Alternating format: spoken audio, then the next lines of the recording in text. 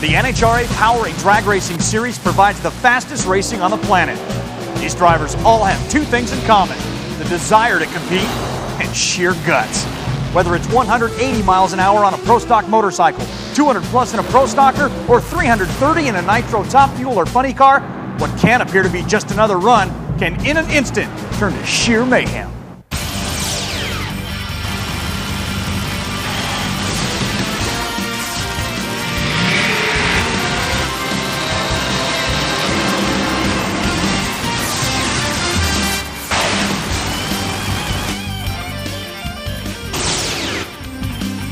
Hello everyone, and welcome to another edition of NHRA Thrills and Spills. I'm Dave Reeve.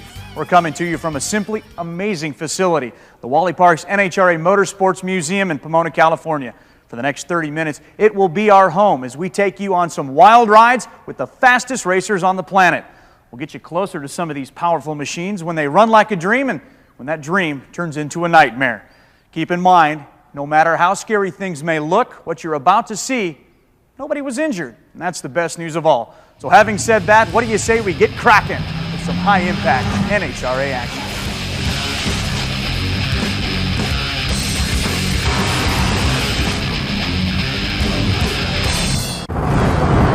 Now, we don't want to tell you what to do, but we strongly suggest you keep your eyes on the television. In fact, you might not even want to blink. We've got crashes, fires, and close calls you won't believe.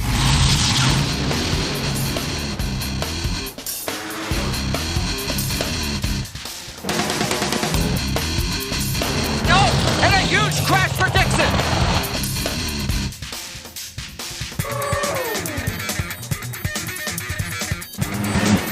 That wasn't him going through the car wash. That's plenty of oil. Jason Line and his Pro Stock debut, and he's got problems again.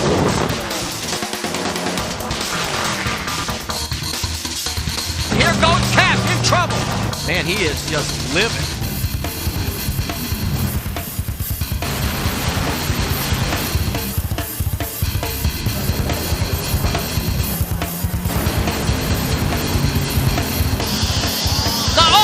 And look out, it looks like a tire blew.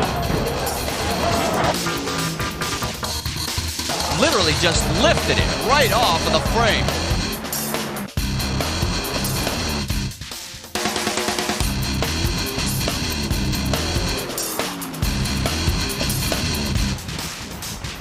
But he's got himself a handful of hot race cars.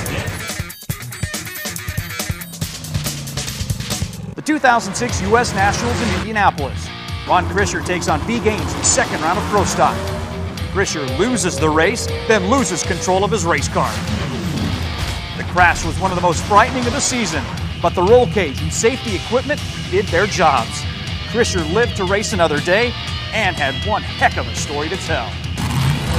The run on the computer graph that I looked at afterwards, we were in real good shape. It was a real good run. We were running faster than we'd run all weekend.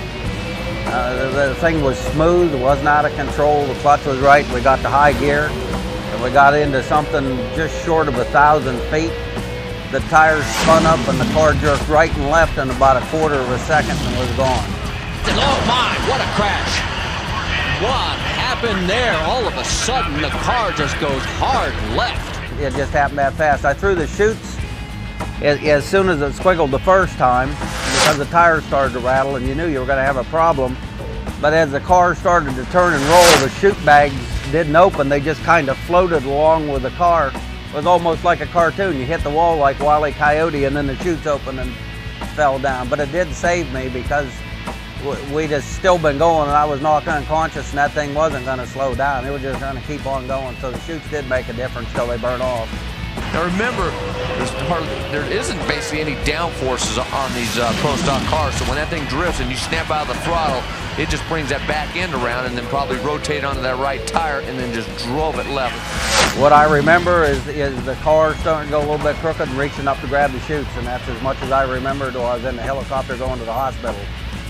I broke some ribs and got third-degree burns through my fire suit. And both legs were pretty bummed up for 2 or 3 weeks. Pro Stock. It looks pretty similar to what you might drive on the streets. That's pretty much where the similarities end. They are serious racing machines, and they are very unforgiving. These cars, they don't have as much downforce the middle of the track. I mean, we're running 160 miles an hour at the 8th mile.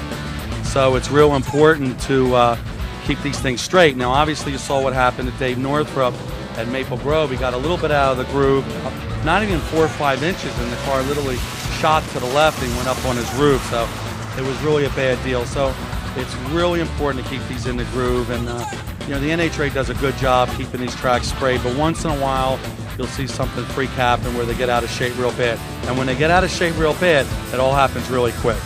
You know, if the car wants to pull a little bit one way or the other, or shake a tire, rattle a tire a little bit, get out of the groove, you're doing a lot of steering, and you can't just jerk a wheel on these things. You got to kind of guide them. It's more like guiding a missile, honestly. You just got to be gentle but quickly, smoothly, gentle somehow.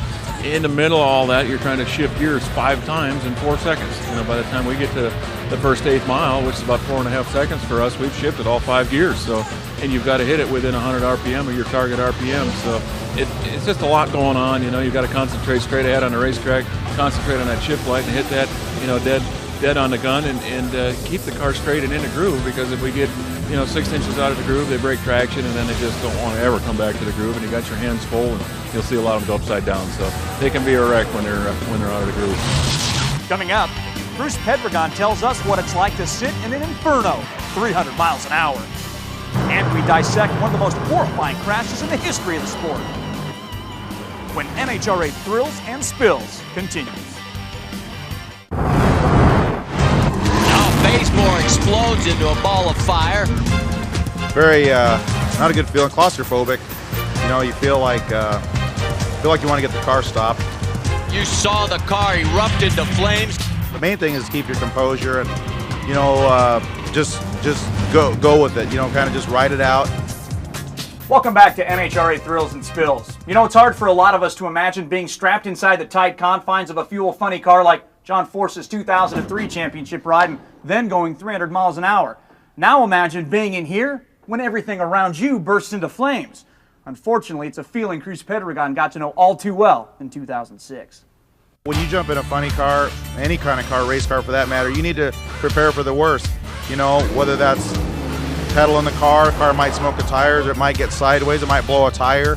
You need to be aware of these things, and when it does happen, you are better prepared mentally for it. You can react, respond. You never climb into these cars thinking that you're going to just go along for the ride, everything's going to be great. You need to mentally rehearse, so to speak, what might happen in the event you do catch on fire. Whoa, look out! Holy smokes! Wow, unbelievable. It was a hot fire, got in the cockpit. I don't know, we have to figure out what's going on with the fires in the cockpit. That's definitely, it got hot in there. I was trying to bail out. I wanted to get the car relatively slowed down. I didn't want to be crawling out of the thing when it's, you know, when you think you're going slow, I think you'd be going 80 miles an hour as fast as these things go. But hey, that's a not so fun part of driving funny cars. You know, fires are a part of the game. That was a big time fire. That thing just, when they just keep burning like that, and when they get that black smoke billowing out, you know that's going to be hard to put out. Unfortunately, I've had a lot of my mental rehearsal has been reality. But I think a driver needs to prepare for that. Anytime you strap in one of these cars, they're great. They're a great ride when they're right, but when things don't go right, you know they're not so fun. But main thing is get the car stopped. You want to unbuckle your belts and hop out of the hatch, but you got to get the car slowed down enough first, unless you're going to be like Superman and start growing wings and flying out of there. Crashes and mishaps are just part of the job when you're a drag racer in the NHRA. They know every time they put on their helmet, they have to be ready for the unexpected. Drivers hope for the best, but prepare for the worst. And it's that preparation that keeps drivers safe in instances like this. Hold on!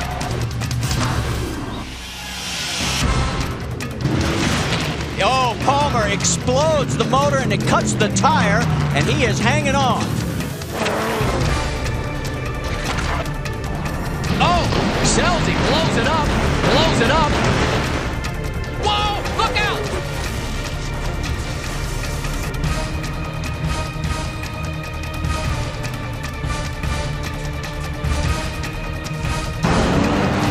Melody's on fire. The chutes have been burned up all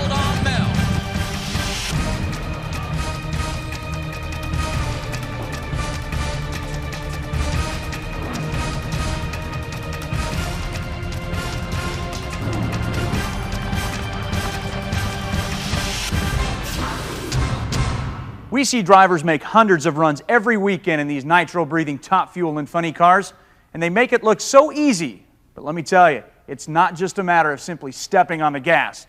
From the time these guys strap in until the car stops at the far end, they are working. If you don't believe us, you might believe Top Fuel driver Doug Herbert. Today we're going to talk a little bit about the procedure that we do, running the Top Fuel car, starting it, doing the burnout, backing up, making the run. First thing that we're going to do when we get ready to start the car, they're going to give us a signal up there, the NHRA, hey, start your engines. At that point, we're going to turn the computer on, we're going to turn the ignition switches on, we're going to make sure the air bottle's on, and we're going to get ready to go. At that point, the engine's going to fire up. As soon as the engine starts up, I'm going to be holding the brake, I'm going to turn the fuel shut-off on, and get fuel going into the engine. We run these engines by not turning the ignitions on and off, but by turning the fuel on and off. Once we get the engine running on nitro, I'm still holding on the brake. I trim it back to where the engine's running a little bit smoother, and the display on the computer will show us what the fuel pressure is. I'll get it where it's running a little bit smoother. My crew chief will give me the signal, okay, go ahead and pull up and do the burnout. At that point, I'm gonna let off on the brake and start easing back on the clutch, get the car to roll. As soon as I go through the water, I've got a deal up there with Rick Stewart. He'll give me a signal, bang, hit the throttle. So I'll hit the throttle. We'll go out there, usually about probably 1.5 seconds, 2 seconds, do a burnout. I'll pull the brake, start slowing the car down and get it stopped, push the clutch in. At that point, I'll usually trim the fuel shutoff back a little bit to get the engine where it's running smooth again. We'll throw it in reverse, back the car up. Usually when we're backing up, I'll kind of keep my hands on the brake and then be easing the clutch pedal in and out just to kind of get the car to roll back. Once we get back pretty close to the starting line, there's always the guy out in front of the car to kind of direct you once you're getting close to keep you in your tracks of rubber that you've just laid doing your burnout across the starting line. The point when I get back, usually about 4 or 5 feet in back of the starting line, we'll stop the car. Another thing we get ready to do when we pull up to run is my crew chief will pull the throttle stop off. We run the throttle stop for the burnout to keep the RPM consistent. When we go up and make the run, obviously, we want to go wide open throttle. Make sure that I'm lined up straight, get it back in forward gear, start easing the clutch out, pull forward, usually within a couple inches of the first starting line light. At that point, we wait for the other guy to get ready. As soon as both the crew chiefs are ready, we're going to say, go ahead and pull up. When we're ready to pull up, I'm just going to ease off the clutch pedal a little bit and ease the brake a little bit. We're going to pull up, light the top light. From that point, we wait for the other car to light the top light, and we're going to be ready. As soon as we're all ready, pretty much most of the guys do the procedure probably the same. We'll pull the fuel shutoff all the way on, let the clutch pedal out. We leave the starting line on the Top Fuel car with the clutch pedal all the way out, and we're holding it with the brake. So I'll brace my legs up on my foot stop, and I'll ease the car into the starting line with the brake. As soon as the 3 amber lights come on, bang, simultaneously off the brake and on the throttle, keep this thing straight down the groove and all the way down the track. Before the end of the track, usually you're going to anticipate the end just a little bit. You're going to get the chute out, let off the throttle obviously, and after the engine starts winding down, you're going to pull the fuel shutoff. At that point, the ride's over and the fun's over, and then we got to come back and get it fixed to go do it again. Drivers tell us these cars are actually pretty easy to drive when things go smoothly. This is Don Perdone's last ride in '93, Larry Dixon's first in '94. But when the cars don't get traction and hook up like they're supposed to, that's when drivers have to start working the throttle. And that's when you get what's called a pedal fest. Both in smoke, we go into a pedal fest. Whoa! Uh-oh, that's a job. Man, it's a pair of bucking Broncos. Yeah, gonna be Phil Burkhardt, your race winner. Oh, pedal that thing and Denton does it. Oh, yeah. Oh, yeah. Well, smoke on both sides, we got a pedal fest. And Hillary Will takes it. Pedal fest. Who recovers first? And it is going to be Phil Burkhardt. There's more NHRA thrills and spills right around the corner. Don't want to miss a second of it. We'll show you some of the most amazing crash action you've ever seen and hear firsthand what it's like to be strapped in to go for a ride like this. Welcome back to NHRA Thrills and Spills. We're glad you're here because we're on board with the drivers of the NHRA. We're going to take you along for the ride. Hold on.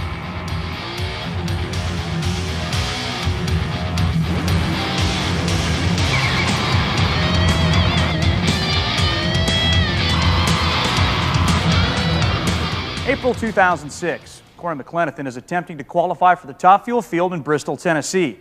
The run starts smoothly, but what happens next defies description. It'll go down as one of the most amazing and frightening crashes in NHRA history. Even the starting line, it was like any other run. I mean, in the middle of the track, it was pulling good and hard, and just about three-quarter track. I mean, things happen so quickly in these Top Fuel cars. I mean, my Framboos car went from seeing directly at the finish line and being in what I call the comfort zone of being ready to hit the chutes at the end to being completely inverted, looking straight down and seeing the sparks. And at that point in time, you know you're in trouble. You just don't know how much trouble you're in.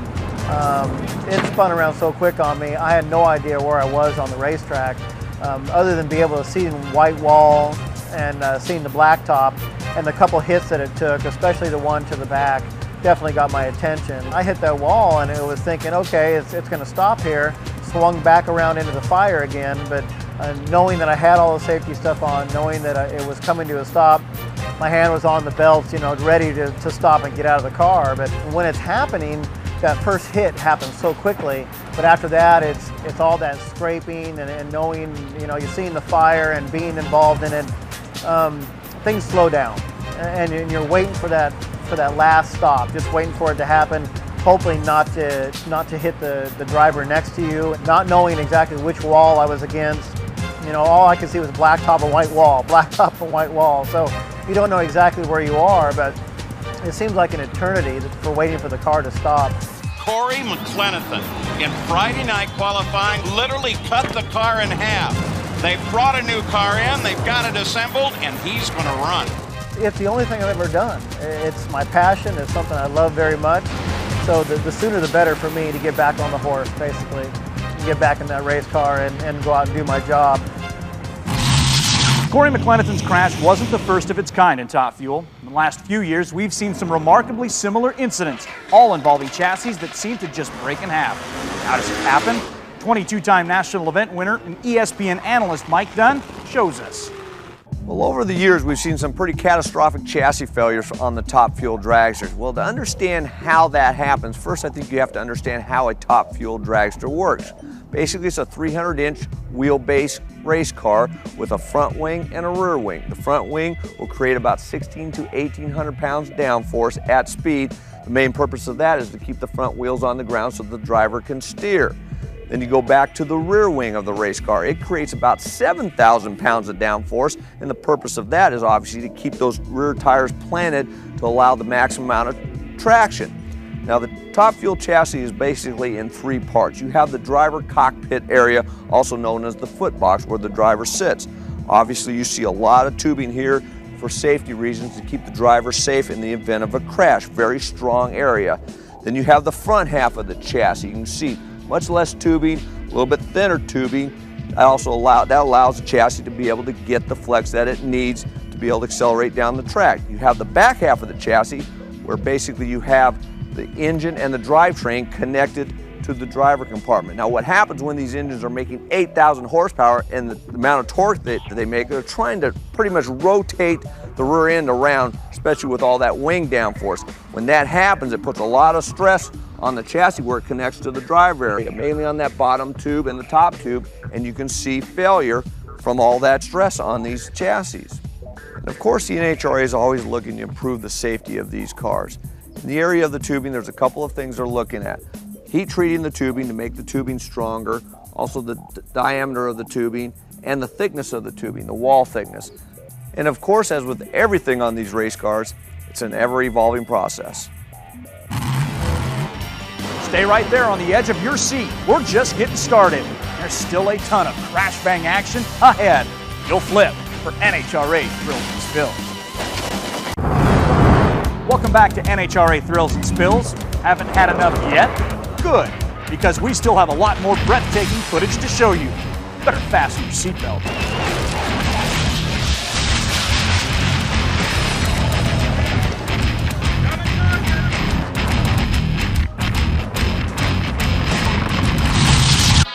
over the past few years, funny car driver Del Worsham seems to have had more than his fair share of scary moments behind the wheel.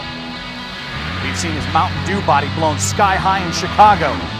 And who could forget this bone-jarring ride he took in Reading, Pennsylvania. But at the last race of 2006, Worsham reluctantly once again made our highlight reel. It was a very, very, very long ride. From the time the blower popped to where I finally came to a stop out there, you know, at the end of the sand trap there, it just seemed like it was forever, especially when the car started flipping. That was just the longest, you know, however long it was, 1.5 seconds or 2 seconds, wherever it took. It was unreal how long, the silence in the air from the time it entered the sand trap to when it came down on top of that net, it just seemed like forever.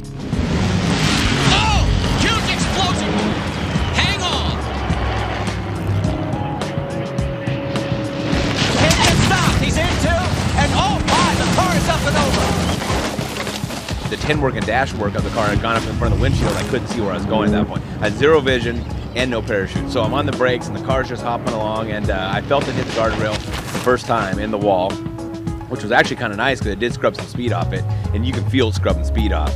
Came off it again, hit it again, and when it entered the sand pit, and I heard it, I felt it enter the sand pit, I felt the rear of the car raise up. And when it raised up, everything just got very quiet, and it just catapulted, and there was just dead silence for a long time. And when it came down, the noise and confusion in the car was unbelievable.